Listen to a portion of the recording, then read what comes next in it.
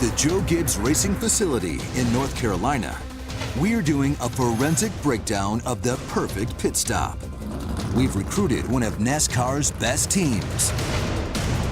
The pit crew for number 18, Kyle Busch, who pulled off an amazing stop of 12.12 seconds. And now to see just how difficult it is to get a car back on the track the way these guys do it, legendary pit chief Jeff Hammond is coming out of retirement to change some tires. I don't know whether to throw up or run hide behind this wall because I don't know what's going to happen.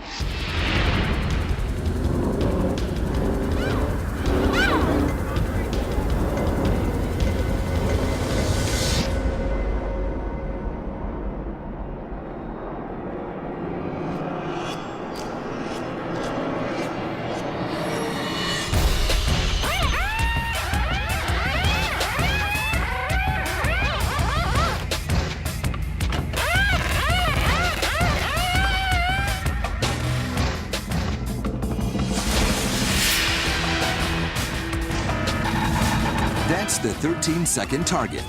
And now, every additional split second means the car is falling behind the rest of the field.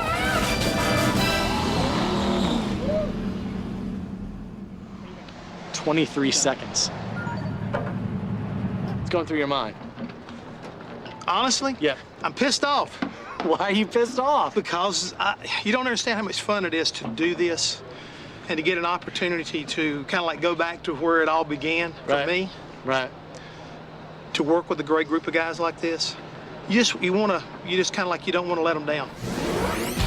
23 seconds to change tires would have been good 20 years ago, when pit crews averaged about 30 seconds. But by today's standards, Jeff would lose his job on the air wrench. And that's the reason why I do television, and that's the reason why they change tires. Tire changers have to be fast, but they also have to be extremely precise.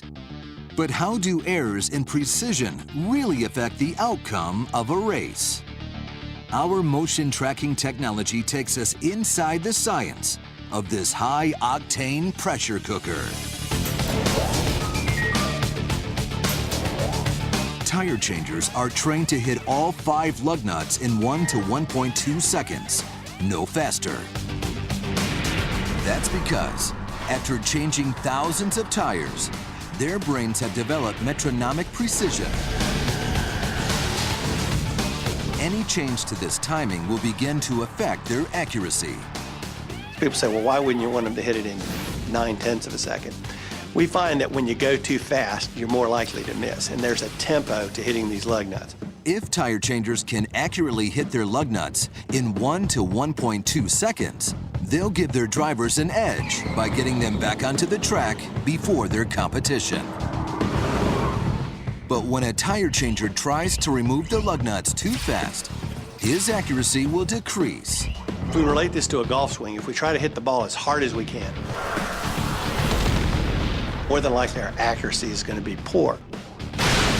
And accuracy is key, because missing a lug nut by only 1 millimeter could add at least an extra 0.3 of a second.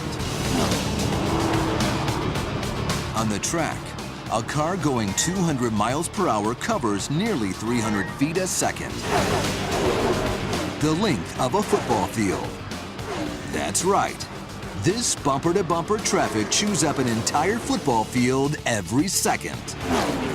So missing just 1 lug nut, adding an extra 0.3 of a second, costs a car about 90 feet. Miss one in every pit stop, and over the course of the race, you've lost 1/3 of a mile to the rest of the field.